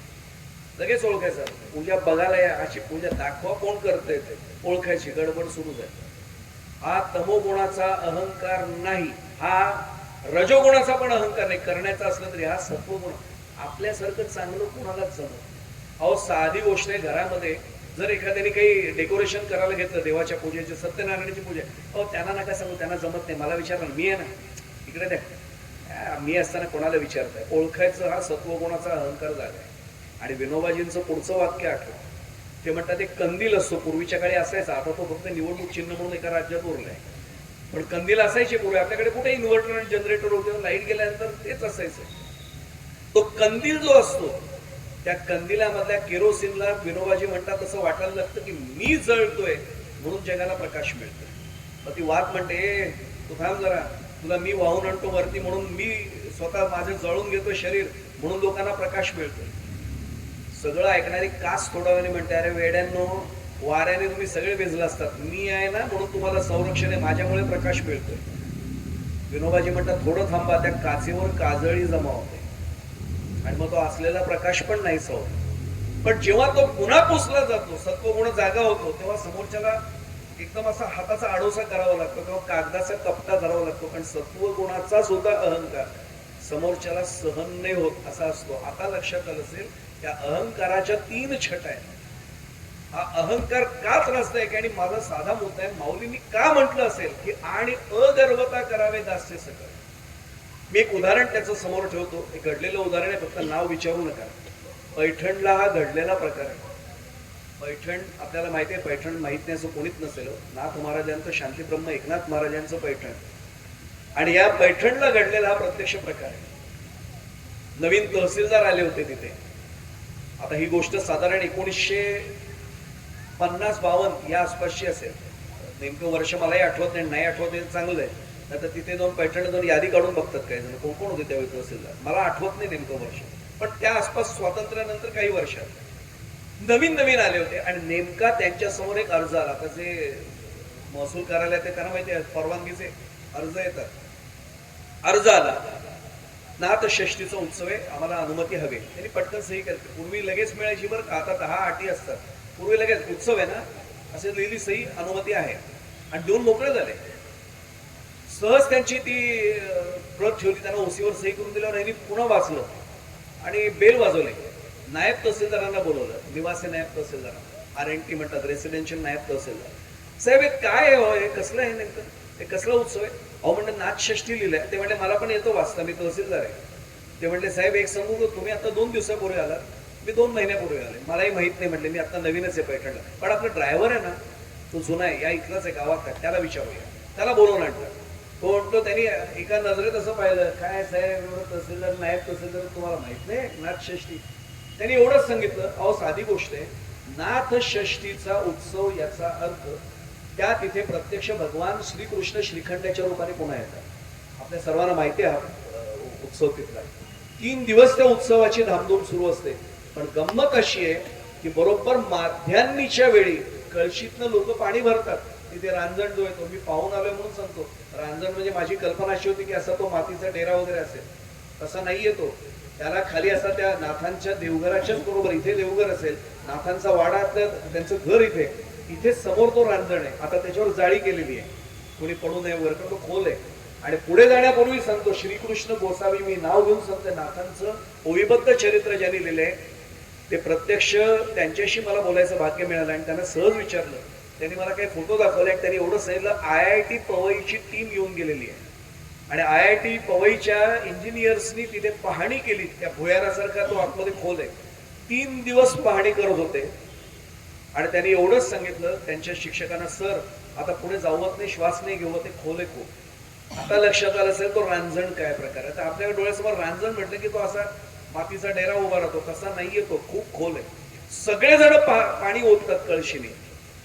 आणि ज्याच्या रूपाने श्रीकृष्ण भगवंत आले तसं मानलं जातं, सगळ्यांची श्रद्धा असते, त्याच्या कळशीतलं पाणी ओतलं गेलं की तो रांजण पडतो. यांनी विचार केला असं असतं. दरवर्षी होतो तो ड्रायव्हर म्हटला, साहेब दरवर्षी माझ्या आजोबा सांगायचे, माझे वडील सांगायचे, मी अनुभवलेलं आहे. यांनी मनात पहिला विचार केला, मी तहसीलदार आहे, म्हणजे तालुक्याचा क्रमांक 1चा अधिकारी मीच आहे, माझ्याशिवाय श्रीकृष्ण कोण येऊ शकेल? श्रीकृष्ण माझ्याच रूपाने आहे. अगर्वता करावे दास्य सकळ. गर्व आला की कसं होतं बघा. ड्रायव्हर सांगितलं, कधी अरे नाथषष्ठी कॅलेंडर बघतो म्हणतात. साहेब कॅलेंडर बघायला नाही लागत आम्हाला, प्रस्थानाचा दिवस वारकरी मंडळींना सतत कॅलेंडर नाही बघायला लागत, इथे बसलेला असतो केव्हा येतो. ते म्हणतात, साहेब मला माहिती आहे नाथषष्ठी कधी, परवाच आहे हो, पहाटे 5 वाजता गाडी घेऊन माझ्याकडे यायचं. येतो म्हटलं. आता त्यांची क्वार्टर जिथे होती, राहण्याची वस्ती तिथे, ते दुसऱ्या दिवशी यायला सांगितलं. हा काय हुकमाचा ताबेदारच होता. आणि त्यांनी पॉवर लोबाचं घड्याळ, आपल्याला माहिती पूर्वी असायचं, सगळ्या जुन्या मंडळींना माहिती असं, ते घड्याळ गोल असायचं. तरी गजर लावला. पत्नीने पाहिलं 4:30. नवरा कधीच 4:30ला उठलेला नाही, आज 4:30चा गजर का लावतोय? आता त्यावेळेची गोष्ट आहे, विश्वास ठेवा, असं होतं तो संवाद. आता मी माझ्या मनाने नाही दृष्टांत सांगते, कीर्तनकार जुने हा आवर्जून दृष्टांत सांगायचे तो सांगतोय. तिने प्रश्न विचारला, रागावू नका पण एवढा 4:30चा गजर लावतो, तुला काय चौकशा करायच्या? जायचंय मला उद्या लवकर, तहसीलदार आहे, माझ्यावर जबाबदारी आहे. कसली जबाबदारी? श्रीकृष्ण बांधण्याची. ती म्हणते ठीक आहे, हरकत आहे. तिने घड्याळात गजर न लावता ती माऊली 4ला उठली. त्यावेळी गॅस नव्हते, गिझर नव्हते, काही नव्हते. चुलीवर पाणी तापत ठेवलं, चहाचं आधण वगैरे ठेवलं. हा बाबा उठेपर्यंत सगळं तयार होतं, पाणी वगैरे होतं, आंघोळीची तयारी करून दिली. तिने आंघोळ त्यांची झाल्याबरोबर ते बनियन वगैरे त्यांचा घालून जरा शर्ट घातला. तिने ब्लेझर आणला, तो नेहमीच्या सवयी. पूर्वीचे तहसीलदार आठवा, आपल्याला माहिती आहे सगळ्यांना, असं तो कोट वगैरे घालून यायचे. रावसाहेब, अरे त्यावेळी रावसाहेब आले म्हटल्यानंतर, आणि भाऊसाहेब आले म्हणजे फौजदार, काय हे होतं. ज्यांना जुन्या पिढीतले त्यांना सगळ्यांना रावसाहेब भाऊसाहेब जुने नावं माहिती आहेत. त्यांनी सांगितलं, हे नको याच, अहो पण मग शर्ट तरी इस्त्रीचा घाला. तुला काय करायचंय? माझी आज अशीच ड्युटी आहे, तुला काय करायचंय? आणि ते तसेच राहिले. काय त्यांना वाटलं, बाहेर ड्रायव्हरचा आवाज आला गाडी आणल्याचा, हे आपल्याकडे अंगार आहे का? अंगार. तिला इतकं बरं वाटलं, नवरा आयुष्यात कधी देवाला नमस्कार करायला उभा राहत नाही, अंगारा मागतोय. लगेच देवासमोरचं ते उदबत्तीच्या खाली जे ठेवलेलं असतं ते आणलं. तो म्हटलं, एवढं काय करायचं, भरपूर लागेल. ती म्हटलं, अहो काय आपला आश्रम मठ आहे का, याच्यापेक्षा किती मिळणार, असंच दुसरं काही आहे का? ती म्हणले, राख आहे. मग आण म्हणले. तिला आश्चर्य वाटलं, राख एका ताटलीत घेऊन आली ती. त्याने हात ओला केला, हात बुडवला आणि तोंडाला लावलं. आता का लावलं होतं?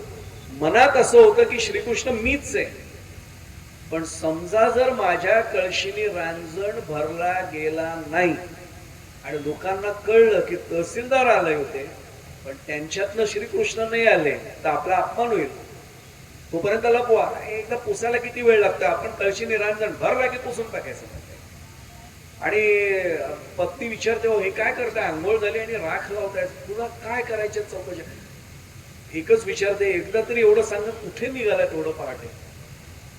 त्याच्या लक्षात आलं की आता नाही विचारलं ते प्रश्नांची सरबत्ती करत एकदा सांगून ठेव. त्यावेळेची गोष्ट पुन्हा पुन्हा सांगतो, पुन्हा चौकशा करायच्या नाहीत. मी असं घागर भरण्यासाठी, रांजण भरण्यासाठी चाललोय, कळशीने मला आहे, माझ्या कळशीने बघ श्रीकृष्ण येतो केले ते. तिने तरी काही बोलले नाही. ती म्हणली, मग श्रीकृष्ण येणार आहे तुमच्यावर, मला दर्शनाला घेऊन चला ना, नाथांच्या वाड्याचं पण दर्शन होईल, तुला नंतर निघ म्हणे. तहसीलदार आपल्याकडे गाडी केव्हाही घेऊन जाईल, आज नाही यायचं.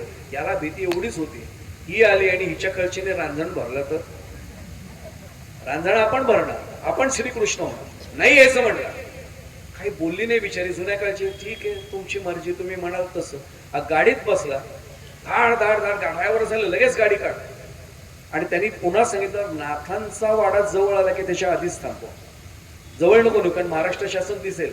गाडी कुठेतरी बाजूला थांब, कोणी आलं तर सांग रावसाहेब पाहणी करण्यासाठी आले, बाकी काही बोलू नकोस. थांबली गाडी. याने सांगितलं, कळशी उचल.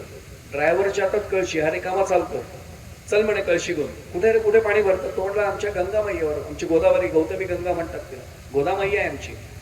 आज घाट वगैरे, तो रस्ता खूप चांगला झालाय, रस्ते खूप असे सगळे डांबरी वगैरे झालेत. आणि बंधूंना कल्पना आहे, आमचे श्रीम माटे म्हणायचे की रस्ते डांबरी झाले आणि माणसं डांबरट झाली. आता श्रीम माटे असं का म्हणले मला माहित नाही नेमकं, पण त्यांचे वाक्य आहे की रस्ते डांबरी झाले आणि माणसं डांबरट झाली. कर्जत मध्ये सुद्धा बघा ना, आपले मातीचे रस्ते आपण अनुभवलेत पूर्वी. ड्रायव्हर असेल, चल काय हे घेऊन, कळशी घेऊन चल, आणि निघाले. हा घाट उतरत उतरत चालला होता. एक रांग जाणाऱ्यांची होती, एक रांग येणाऱ्यांची होती. हा बघतच नव्हता वरती आधी. तो म्हणतो पहिलं कोणी ओळखत नाही, एकदा खात्री करू द्यात. नवीन नवीन आलो ते ओळख नव्हतीच फारशी, पण तरी ओळखू नये आधी कोणाला. कळशी भरल्यावर माझ्या पाय पडाले, मी श्रीकृष्ण येतो तिने बघा नाही. ड्रायव्हरनी कळशी भरली, यांच्या हातात दिली. यांनी पहिलं एवढं जड असते साहेब, कळशी एवढीच होते जड, भरल्यावर एवढीच जड होते. यांनी कधी उचललंच नव्हतं कधी. मीच न्यायला पाहिजे. तो म्हणता साहेब तुमच्या हाताने जर श्रीकृष्ण येणार, तुम्हीच मला सांगताय तर तुम्हीच उचलायला पाहिजे, दुसऱ्याने उतरून कसं झालंय. चल म्हटले मला लगेच. वाट पुन्हा दाखवते निघाले. साहेबांच्या बरोबर हा बॉडीगार्ड सारखा चालतोय. ओतली, एवढाच आवाज आला. बघ रे रांजण भरलं असेल. साहेब म्हणतो बघायला पण नको, मी खेडेगावातला माणूस आहे, आम्हाला आवाजावरनं कळतं. काही भरलेलं नाही म्हणजे गेलं पाणी कुठलं कुठे खाली. हो का म्हणजे चल चल लगेच चल पुढचे. पुन्हा कळशी त्याच्याकडे. काय दास्य भक्ती आहे बघा. अगर्वता करावे, दास्यच नाही तर अगर्वताचा अजून पुढचा भाग आहे. ड्रायव्हरकडे रिकामी कळशी. चल म्हटले परत. निघाले परत दोघे. पण आता जाता जाता थोडासा भीड चेपली होती, काय आपल्याला ओळखलं नाही कोणी. आणि सहज वर बघितलं, येणाऱ्यांच्या रांगेत धक्का बसला. बायको येताना दिसत होती, डोक्यावर कळशी घेऊन होती. हा डचमळत कळशी आणत होता. बायकोने एकदम व्यवस्थित धरली होती ती कळशी, न पाणी सांडता. असा भडकला, हिला जादू कधी पासून यायला लागली. गाडी तर मी घेऊन आलोय, घर लांब आहे, मध्ये बैलगाडी नाहीये, रिक्षाची त्यावेळी काही पद्धतच नव्हती, सेवाच नव्हती उपलब्ध. आली कशी आणि आली तर आली, कळशी घेऊन माझ्या आधी चालले. माझ्या रांजणात, माझ्या कळशीने रांजण भरला नाही तर हिनी भरल्यानंतर असं डोळे बटाटे एवढे गोल, टोमॅटो सारखा लाल रंग, आणि एवढंच खून केली. तू घरी चल, घरी भेट, मग बोलतो काय बघायचं तुझ्याकडे ते बघतो. ती हसली फक्त एवढंच आणि ती निघाली पुढे. हा ड्रायव्हरला म्हणतो चल लवकर लवकर चल, लवकर लवकर चल. कळशी त्याच्या हातात, आज लवकर चल म्हणतोय. गेले पुढे. पुन्हा त्यांनी कळशी भरून दिली यांच्या हातात. त्या वळला तर मागे कोणीच गर्दीच नाही. हा म्हटलं काय रे कोणी गेले कुठे विचारतो. म्हटलं ते हारवाले वगैरे असतात बघा बाजूला, प्रसादवाले वगैरे. तू विचारून आला. साहेब रांजण भरला तिकडे म्हणे. त्यांनी कळशीच खाली टाकलं. रांजण भरला? मी इथे असताना रांजण भरला कोणी म्हणतो? काय गर्व आहे विचार करा, अहंकार काय बघा. मी इथे असताना कुणाच्या रूपाने श्रीकृष्ण आला, आला कसा? ड्रायव्हर म्हणता कळशी टाक, नंतर गाडीत मी बघतो आता. हा धावत धावत गेला, गर्दी भेदत भेदत गेला. खरं ओरडला असता, ए मी तहसीलदार बाजूला होता, त्यावेळी नक्की लोक बाजूला झाले असते. पण ओळख कशी जाणार, कारण आपल्या कळशीने रांजण भरलाच नाही. गेला तसाच पुढे भरभर भरभर. आणि बघितलं तर बायकोच्या सगळे पाया पडत होते. त्यांनी हळूच विचारले कला, यांच्या का पाया पडतात? श्रीकृष्ण भगवंत यांच्या रूपाने आलेत. असा भडकला. तिथे बघून सांगतो घरीच बोलतो, श्रीकृष्ण तुझ्या रूपाने ना, घरी ये मग बघतो. हा कंसाच्याच रूपात आला होता, जरासंधाच्या. आता चला मी बघतो म्हणला. हा घरी ड्रायव्हरला म्हटलं चल लगेच. आश्चर्याचा पुढचा धक्का बसला. घराचा दरवाजा उघडा होता. घडलेला प्रसंग सांगतोय. एका कीर्तनामध्ये फार ज्येष्ठ कीर्तनकारांनी त्यावेळी घाटबुवा वगैरे नाव माहिती आहेत आपल्याला, तसं भाटेबुवांनी सांगितलेला हा दृष्टांत मी नाव घेऊन सांगतो. आणि आता माहिती म्हणून सांगतो, दरवाजा उघडा. साहेबांच्या गाडीचा आवाज ऐकल्यावर त्या घरातल्या तिच्या मैत्रिणी बरोबर बरोबर बाहेर पडल्या. कारण त्यावेळी कसं साहेब आले तर आपण कसं घरात बसायचं म्हणून सगळ्या बाहेर पडल्या. की तांदूळ निवडत बसली होती. हा गेला आतमध्ये, दरवाजा लावला. तर जादू शिकून आली ती बाहेरून. कुठेही जाते, कुठेही, कधी. काही योग सामर्थ्य तुझ्याकडे काय? ती म्हणते मला काही कळतच नाही तुम्ही काय विचारताय. हो वेड पांघरून पेडगावला जाते का? तुला सांगितलं तर येऊ नकोस, तरी आलीस. ती म्हणली कुठे आली? नाथांच्या वाड्यात. ती म्हणली मला अजून नाथांचा वाडा कुठे तेच माहित नाही. बरं चुकीचं होतं का काही? काहीच चुकीचं नव्हतं. नाथांचा वाडा कुठे मला काही माहित नाही. कुठे आले म्हणलं तुम्ही? त्याने एवढंच सांगितलं, तू तिथे आलीस हे मी तुला बघितलं. कळशी घेऊन आलीस, पाणी त्या कळशीतलं रांजणात एका खेपेत ओतलंस, आणि तुझ्या कळशीतल्या पाण्याने तो रांजण भरला. तुला श्रीकृष्ण बनवून यायचं होतं ना, सांगायचं होतं ना मला. ती म्हणली कुठले श्रीकृष्ण, कुठला रांजण, कुठली कळशी? मी बाहेरच नव्हती पडली. खोटं पण बोलायला शिकून आले का माहेरून? ती म्हणते थांबा आता. तिने सगळ्या मैत्रिणींना हाक मारले. त्या मैत्रिणी आल्या बाजूच्या, त्या महसूल खात्यातल्या सगळ्या त्यांच्या सहकारी होत्या. त्या आल्यावर त्यांनी सांगितलं साहेबांना सांगा मी काय करत होते. साहेब वहिनी इथेच बसल्या होत्या, त्या मगासपासून तांदूळ निवडतात. त्या म्हणल्या मी एकटी गप्पा मारायला, सकाळपासून कंटाळा म्हणून आम्ही गप्पा मारायला आलो, तुम्ही आलात म्हणून बाहेर पडलं. त्याने हाताने खूण केली जा म्हणून. त्या गेल्याबरोबर मटकन खाली बसला. याचं कारण त्याला आता कळलं, पत्नी आलीच नव्हती, पण अहंकार घालवण्यासाठी प्रत्यक्ष भगवान गोपालकृष्ण याच्या पत्नीचं रूप घेऊन तिथे आले होते. आता काय घडलं सांगू पुढचं? ते दृष्टांत कळला सर्वांना. घडलं काय ते आता नीट समजून घ्या. सगळ्यांनी पाया पडून दर्शन घेतलं. ते यांच्या पत्नीचं घेतलं का भगवान गोपालकृष्णांचं घेतलं? भगवान गोपालकृष्णांचं. याच्याही समोर भगवंत आले होते. याला घडलं असतं दर्शन. कसं घेईन? बायकोच्या पाय इथे कसे पडेल? घरी गेल्यावर बघेन, नंतर बघेन. समोर भगवंत होता. दास्यभक्ती सोडून द्या, दर्शन सुद्धा घडलं नाही. केवळ एका कारणामुळे डोक्यात गर्व होता, अहंकार होता. मी नाही असं बायकोच्या इथे पाया पडणार. माझ्याऐवजी कळशी भरली का? अगर्वता करावे दास्य सकळ म्हटल्यानंतर काय घडलं हे आता लक्षात आलं. लागोपाठ 2 दृष्टांत अजून ठेवणार आहे आणि माझ्या इथले ते दृष्टांत आहेत की अगर्वता करावे दास्य सकळ असं का म्हणतात? गर्व आला ना की दास्यत्व घडणंच शक्य नाही. म्हणजे मी जर अगदी साधा भाग आहे, घरामध्ये सुद्धा एखाद्याला सांगितलं तू कशाला काळजी करतोय, मी आहे ना, ओळखायचं. गर्व आहेच, तिथेही दास्यत्व नाही.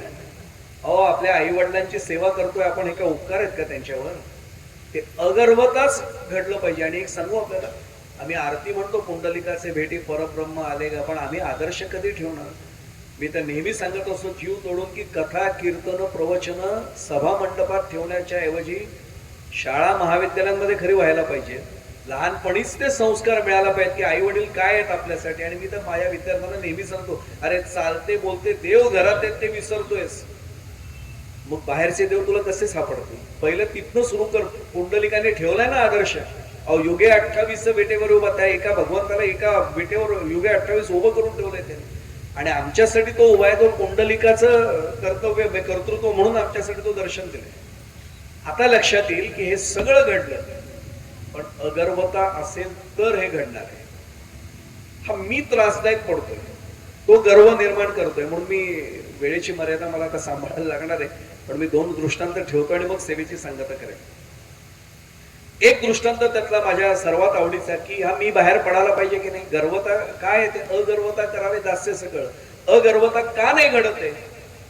मी कुठेतरी आतमध्ये बसलाय, तो बाहेर नाही पडत तोपर्यंत अगर्वता येऊच शकत नाही. सोपा दृष्टांत माझ्या आवडीचं सांगतो, मी अनेकदा तो वापरलेला आहे. एका राजाच्या राजवाड्यामध्ये अत्यंत विश्वासू शिपाई असतो आणि तो तिजोरीजवळ नेहमी रक्षणासाठी असतो. अनेक वर्ष त्याची सेवा झाली होती. राजाचा एवढा विश्वास होता की 9 जे निवडक शिपाई होते खजिना सांभाळणारे, त्याच्यात तो एक होता. राजाने त्याच्याकडे कायम तीच जबाबदारी दिली, खजिना तू सांभाळ, खजिना तू सांभाळ. तू असलास की मला काही चिंता करण्याचं कारण नाही. आणि मग तो त्या सगळ्या व्यवस्था लावून द्यायचा. 3-3 पाळ्या, ज्याला आपण शिफ्ट म्हणतो तशा त्यांनी पाळलेल्या होत्या. 3-3 जण, ते बरोबर 9 जण लावलेले होते त्यांनी. ते त्या तिजोरीच्या आसपास कोण ना कुठे फेऱ्या मारत राहायचे. 8 तासांनी त्यांची ड्युटी बदलायची. ह्याच्या लक्षात आलं की 3 महिन्यांनी आपण आता सेवानिवृत्त होतोय, रिटायर होतोय. याने पुढचा विचार केला. तो एका मुलीचा बाप होता आणि 3 महिन्यांनी, त्यावेळी काय असं पेन्शन प्रॉव्हिडंट फंड वगैरे आजच्यासारखं थोडीच काय होतं. तो म्हटला राजा काय त्याच्या मनात येईल ते थोडंसं देणार. माझी एकुलती एक मुलगी, तिचं लग्न कसं काय चांगलं होईल, थाटामाटात कसं होईल, आपण एक काम करूया, काहीतरी व्यवस्था 3 महिन्यात करूया. तो म्हटला राजाकडे मागितलं तरी त्याची इच्छा असेल, त्या दिवशी त्याचं मन प्रसन्न असेल तर जास्त दिलं, तर कमी असेल तर एका मुठीत भरेल तेवढंच देईल. कसं काय होणार? मी पुढे जाण्यापूर्वी सांगू, बाकीची कुठलीच जात नसते जगात, पण मुलीचा बाप ही जात असते. कारण त्याच्या डोक्यात कायम चिंता असते, हिचं कसं होईल, हिचं कसं होईल. थोडंसं असतं, जे मुलीचे आई वडील त्यांना कळेल मी काय म्हणतोय. आजच्या मुली आता कमी देतात त्रास, वडिलांना फार काही डोक्याला ताप नाही देत, पण मुलीचा बाप म्हटल्यानंतर ते असतेच हो. ती एकच जात आहे जगामध्ये शिल्लक. म्हणजे माझे आजोबा तर सांगायचे, ओळखायला सोपी गुण म्हणे, त्याच्या चपला झिजल्यात जास्त तो ओळखायचा की हा मुलीचा बाप आहे. आता ते चपला जास्त काही झिजतच नाही, त्यामुळे तो भागच संपला. आता गंमत सोडून देतात ते. पण ह्यांनी विचार केला. आणि एक सांगू, भगवद्गीता माऊलींनी आम्हाला जे सांगितलं ना ते डोळ्यासमोर आणा. काम एषा क्रोध एषा. पुढचं मी सगळा श्लोक म्हणतच बसत नाही. काम म्हणजे इच्छा मनात निर्माण झाली ना की पाप वासनेचं मूळ तिथे आलंच समज. इच्छा निर्माण झाली ना मनामध्ये, राग पण त्यातनच येतो, ज्याला काय म्हणू आपण उद्वेग त्यातनच निर्माण होतो. इच्छा किंवा अपेक्षा निर्माण झाल्या, गडबड सुरू होतो. त्याच्या मनात इच्छा झाली की आपण आपल्याकडनंच काहीतरी मार्ग शोधूया. तर पाप आलं होतं. त्याने एक साधा विचार केला, राजाचा खजिना प्रचंड भरलेला. आणि खरं सांगू, वस्तुस्थिती राजाला माहित पण नव्हतं की दागिन्यांच्या किती पेट्या भरल्यात, किती मोहरा त्या पेट्यांमध्ये भरल्यात, काही त्याला माहित नव्हतं. यांच्यावर भरोसा होता, सगळं सोडलेलं होतं. आता पाप आल्यानंतर माणूस समर्थन करायला लागतो. तो म्हणला समुद्र भरलेला आहे, एक बादली उचलून पाणी काढलं तर समुद्र कुठे आटणार आहे. एक पेटी राजाच्या खजिन्यातली आपण जर पळवली काय फरक पडणार आहे. आणि एकदा पाप वासना आली की माणूस त्याच्या नादाने लागतो. मग तो म्हटला आपल्याला पेटी जड आहे, कारण त्यांनी अनेकदा हाताळलेली होती, न्यायची कशी बाहेर. तो म्हटलं एक कोणतरी जोडीदार घेऊया. पण नंतर पुन्हा म्हटला नाही, जोडीदार घेतला की आपल्या निम्म्या त्याला द्यायला लागेल. मी पणा जागा झाला, अक्कल माझी आहे, योजना माझी आहे, प्लॅन माझा आहे, त्याला का म्हणून अर्धे द्यायचे, मी एकटा करीन म्हटलं. मी एकटाच नाही. मग पुन्हा विचार केला आता न्यायचं कसं. मग तो म्हटला रात्रीच्या वेळी, कारण त्यांनी सगळं व्यवस्था लावलेली होती, रात्रीच्या वेळी जरा ढिलाई असते, कारण बाहेर बंद असतं सगळं. ते गडाचा दरवाजा कसा तसा राजवाड्याचा दरवाजा बंद असतो, बाहेरचं कोणी आत येत नाहीये, जाणारा फक्त शिपाईच आहे. तो म्हटला तिथे जरा बाजूलाच ते तटबंदीच्या बाजूला खजिना आहे, तटबंदी उंच आहे, कोण तिथे येत नाही. इथे मागे अंधार असतो, मशाली फक्त लावलेले होते त्यावेळेस, असले उजेड कुठे होते, मशाली असायची. तो म्हटलं हीच बरोबर युक्ती, हीच वेळ. आणि मग तो ठरवतो की 2 खिळे वापरायचे मोठे, एक हातोडी घ्यायची, हातोडी मजबूत. ऐकलेला दृष्टांत सांगतो बरं का, यातला काय अनुभव माहिती काही नाही त्याची. खिळा घ्यायचा आणि चुना, त्यावेळी चुना आणि गुळ यांचं मिश्रण असायचं दगडांना जोडणार. त्याच्यात मी एक खिळा ठोकीन, त्याचा आधार घेऊन थोडं वरती गेलो की दुसरा खिळा ठोकीन.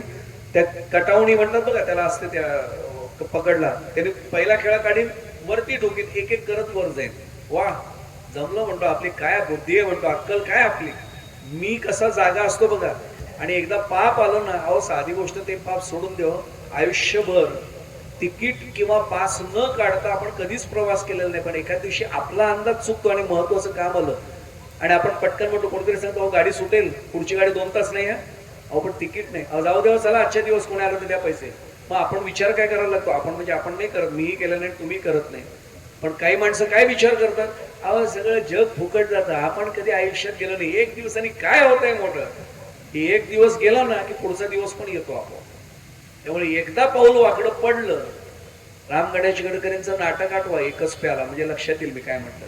तो एकच क्षण फार महत्वाचा आहे. गेला वरती, पेटी घेतली खांद्यावर, वरती वरती जायचा, खालचा खेळा उचकटाचा, वरती ठोकायचा, कोणाला अंदाज पण नाही, शंकाच नव्हती नाही याच्यावर. हाच प्रमुख, सगळे बाकीचे ते 3 जण पहारा करतात तिकडे, हा मागच्या बाजूला जाऊन जिना सरजा बराबर चढाव तसा सलग गेला वरती. घाम सुटला होता, कारण जड होतं ती पेटी, अर्थात ते आनंदाचं ओझं होतं, हे मिळणारे माहिती होतं. वरती गेला भरा. आता वरती गेलेला कळला कसा, आपण वरती चढून आलो, पूर्ण सपाट भाग आला एक, आणि समोरचा वारा आला ना मोकळा, सुखावला. अरे आपली योजना झाली, यशस्वीच ठरली म्हणतात. काय बुद्धी आहे आपली म्हणतात. पुन्हा मी पण असा उफळलो, आले आपल्याला जमलं म्हणतात. पेटी जरा वेळ ठेवूया म्हणतो, आता तर काय वर आलो, इथे कोण येणार आहे आता. पेटी ठेवली, श्वास भरभरून घेतला 2-3 वेळा, वरती गेला.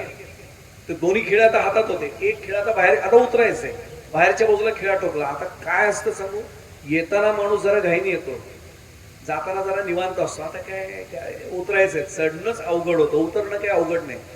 तो खिळा घाईत ठोकला, तो खिळा ठोकला, तो कच्चा बसला आणि पाऊल टाकलं. पाऊल टाकल्यावर खिळा सटकला, हा बाहेर पडला, पण बाहेर पडताना असा गेला, हात लागल्यामुळे पेटी ढकलली गेली आणि आतच पडली. धाडकन आवाज आला, हा बाहेर पडला. आता याचा बाहेर पडण्याचा आवाज नाही आला, कारण ती तटबंदी उंच होती, पण आतमधल्याना आवाज आला ना, पेटी पडली म्हणले. सगळे धावत गेले, अरे आवाज आला, मशाली काढा. सगळ्यांनी 3-4 मशाली घेऊन आले. पेटी दिसली, बंदच्या बंद पेटी आहे, त्याला कुलूप आहे, काही उघडलेलं नव्हतं. शोधा म्हणले माणसं कुठे. सगळ्यांनी शोधण्याचा प्रयत्न केला, कोणीच नाही सापडलं. रात्रीची वेळ होती, राजांना कसं उठवायचं म्हणून प्रधानजींना उठवलं, तरी सगळं मुद्देमाल गेलेला नाही म्हटले. पेटी तशीच आहे, चोर कसा सापडला नाही माहिती म्हणले. ठीक आहे, आता खजिना जमा करा, ती काय पेटी असेल ती खजिना ठेवा, उद्या राजांच्या समोर 10 वाजता तिघेही शिपाई या. राजाच्या समोर सगळी कैफियत मांडली जाते. राजाला सांगतात की मुद्देमाल गेलेला नाही, पण कुणी चोरी केले काही माहित नाही. राजा म्हटलं असं कसं झालं, चोर तर असेल तर पेटी जाहीर बाहेर आले, याचा अर्थ कोणतरी सापडायला पाहिजे. ते म्हणतात महाराज देवा शपथ सांगतो, आम्ही पूर्ण तपास केला, वाड्यात कोणीच परक नव्हतं, कोणी आमच्याशिवाय नव्हतं, बाकी सगळे झोपलेलेच होते. कमाले म्हणले, नगरी दवंडी पेटा. आता जसं संस्थान असायचं पूर्वी तसं नगरी होती ती, नगरीमध्ये दवंडी पेटा. आणि सगळ्यांना विचारा, अशी घटना राजवाड्यात झालेली आहे, कोण नेमकं हे केलंय याचा जर कोणी एक सांगितलं ज्याला काय म्हणू आपण बरोबर मार्गदर्शन केलं तर त्याला बक्षीस दिलं राजा म्हणे बोलो. सगळे निघाले. हा लंगडातच घरी पोहोचला होता. याची बायको आणि ती मुलगी जिचं लग्न होणार ते पण निघाले. आता याने गप्प बसवणं पाय मुरगळलाय लचकलाय. हा चोराच्या मनात चांदणं. याच्या मनात प्रश्न आला आपण जर गेलो नाही आणि राजाने जर सगळ्यांची नोंद घेतली उपस्थितीची शिरगणती केली तर लक्षात येईल अरे हाच कसा नाही. मग आपल्यावर संशय आला तर मी पाहिजे म्हणला. मी प्रत्येक वेळी कसा येतो बघा कुठल्या ना कुठला मी तिथे पाहिजे म्हणला. हा उशिरा निघाला. लंगडत गेला तोपर्यंत दरबार भरलेला होता. राजाने सांगितलं अशी घटना घडली. चोर काही सापडलेला नाही. मुद्देमाल जसाच्या तसा आहे. काय घडलं असावं कोणीतरी संस्थय का बघा म्हणे सांगा आम्हाला. कोणालाच काही सुचत नव्हतं अशी चोरी कशी होईल. चोरीच झाली नाही चोरही सापडला नाही असं कसं झालं. सगळे माना खाली घालून गप्प बसले. हा मागे उभा होता हे ऐकतोय सगळं. आता याने गप्प बसव. राजा आता दरबार विसर्जित म्हणणार. काही बोलला नाही. त्यांनी एवढंच सांगितलं महाराज कोण आहे रे म्हणले. आवाज कोणाचा येतो बाहेर. एक शिपाई धावत गेला. तो म्हटलं महाराज आपला विश्वासू सेवक आहे बोलवा त्याला. हा लंगडत पुढे गेला. काही गरज नव्हती. हा गेला तरी पुढे आल्याबरोबर त्याला विचारलं काय रे बाळा तू लंगडतोस. ते अंगण सारवत होतो ना पाय सरकला. ठीक आहे ते बघ काय उपचार वगैरे करून घे. काय तू मी येतो ना महाराज असं का म्हणलंस. महाराज कोणाला विचारताय यांना. यांचा काय अनुभव आणि अभ्यास आहे काय. मी आहे ना. मी कसा डोकवतोय बघा प्रत्येक ठिकाणी. आणि तो चुकीचं डोकवलं की काय होतं ते पण बघतोय आपण. मी आहे ना म्हटलं. मी सांगतो तुम्हाला काय झालं असेल ते.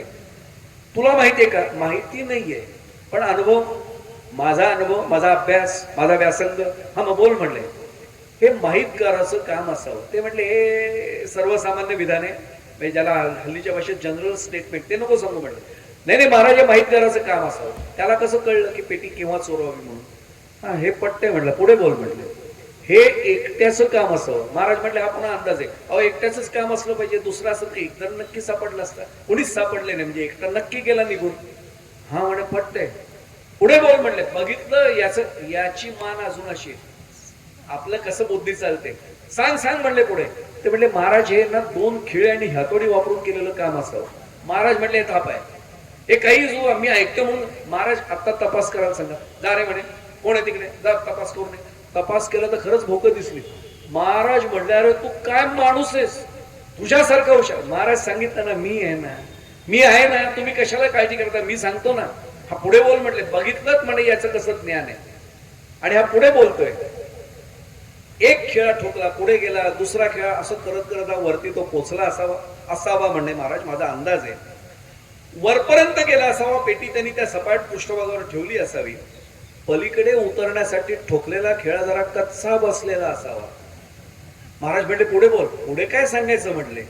अहो त्या खेळ्यावर ठेवल्यानंतर खेळा सटकला असावा. पुढे बोल. पुढे काय सांगायचं म्हटले. अहो तो खेळा सटकला. पेटी पडली आत आणि मी पडलो बाहेर. मी बाहेर पडला पण चुकीच्या पद्धतीने आणि चुकीच्या वेळी पडला की त्याला अगर्वता म्हणत नाहीत. हा काय झाला असेल कायमचा तुरुंगवासात गेला. म्हणून अगर्वता करावे दास्य सकळ मध्ये. अगर्वतेत गर्व सोडायचा आहे. अहंकार सोडायचा आहे. मी सोडून द्यायचंय. मी आणि माझे मी पण विसरले जयाचे अंतःकरण. मग पार्था तो संन्यासी जाणं हे कोण सांगितलेली प्रत्यक्ष माऊलींनी आपल्याला. हा मीपणा विसरायचा आहे. आता जाता 5 मिनिटं उरलेत म्हणून उपाय सांगून जातो. मीचा काटा इथे रुतलाय तो काढायचा आहे. 2 मित्र जात असतात शेताच्या बांधावरनं आणि चालता गप्पा सुरू असतात.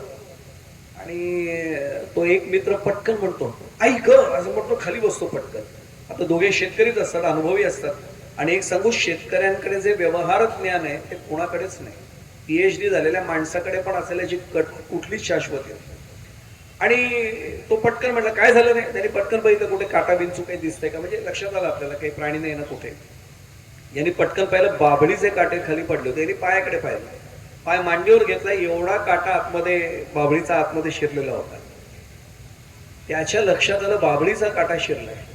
कर्जत मध्ये अनेकांनी बाभळीचे काटे लहानपणी पायात टोचून घेतले तर का. मी त्यातलं काय मला माहिती काय त्रास असतो ना तो जर नाही निघाला आयुष्यभर ती भोवरी काय त्रास देते हे ज्यांनी अनुभवलंय त्यांना विचारा.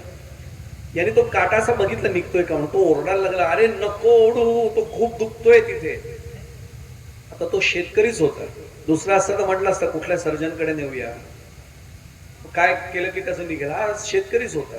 तरी बाजूला पाहिलं एक दुसरा अणकुचीदार काटा उचलला. हा म्हटला, अरे एका काट्याने प्रताप दाखवलाय, दुसरा करू नकोस काही. तो म्हटला, मूर्खा गप्प बस जरा, मला काय काम करायचं ते करू दे. त्यांनी त्याच्या भोवतीची त्वचा वाकरली. वाकरली म्हणजे आपल्याला इथे कळेल सगळ्यांना काय केलं ते. ती सैल झाला काटा. तो काटा ठेवला आणि हा काटा खसकन खेचला, निघाला. मोकळं वाटलं. म्हणलं वाटलं ना, म्हणलं बस आता काही काळजी करू नको, रक्त आलंय म्हणजे आता मोकळा झाला, काटा आतमध्ये नाहीये. म्हणलं हे सुद्धा शेतकऱ्याला कळतं बरं का. रक्त आले म्हणजे आता नाही काटा उरला, नाहीतर काटा काढून सुद्धा नाही आलं रक्त तर लक्षात द्यायचं टोक उरलंय आतमध्ये. हे सगळं झालं. आता माझा साधा प्रश्न आहे, जो काटा आत रुतला होता तो काढला आणि दुसरा काटा हा काटा काढण्यासाठी वापरला. चांगल्या अर्थाने आपण शब्द वापरतो ना, तर काट्याने काटा काढणं म्हटलं ते फार जपून शब्द मराठीत वापरायला येतात. त्यांनी काटाच काढलं पायातला.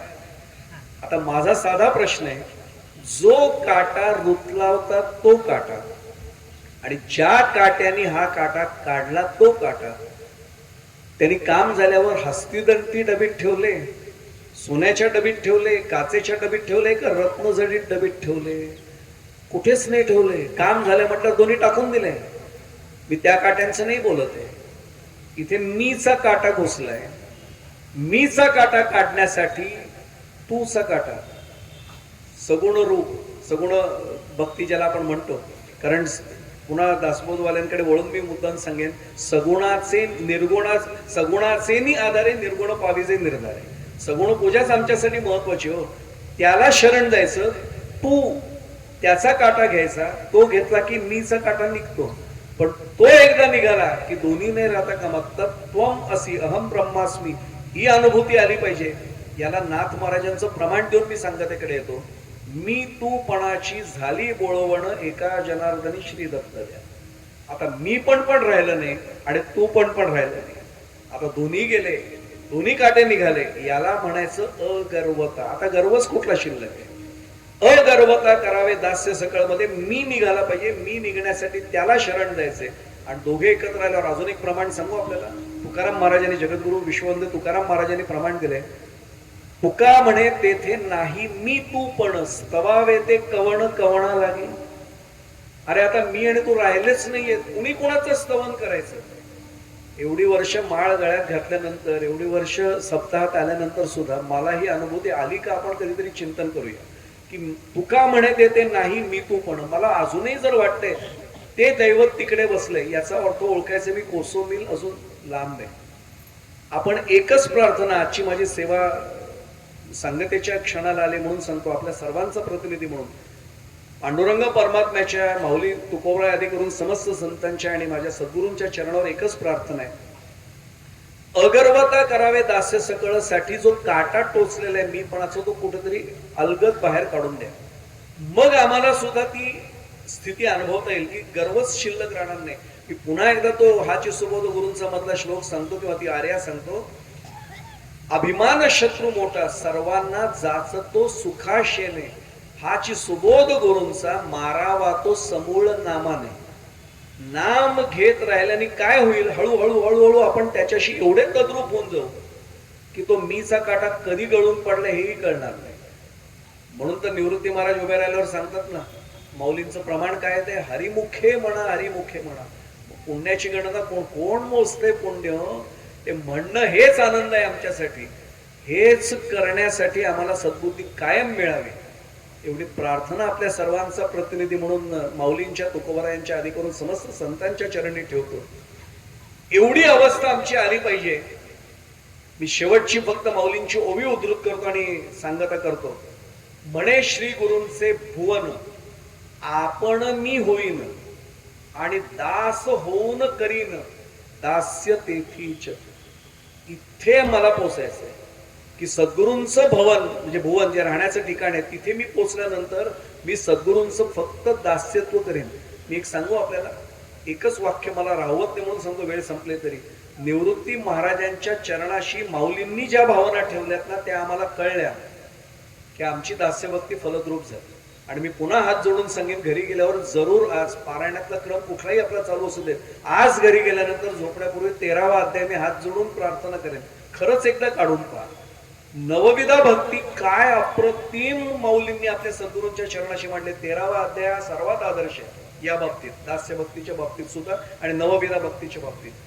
यापैकी सगळं नाही जमलं, 1% एक पाऊल त्या दिशेने, बस एवढं जरी आमचं पडलं तरी ज्ञानेश्वरी पारायण सोहळ्याचं खरा आनंद आणि खरं पुण्य आम्हाला मिळालं असं आपल्याला म्हणता येईल.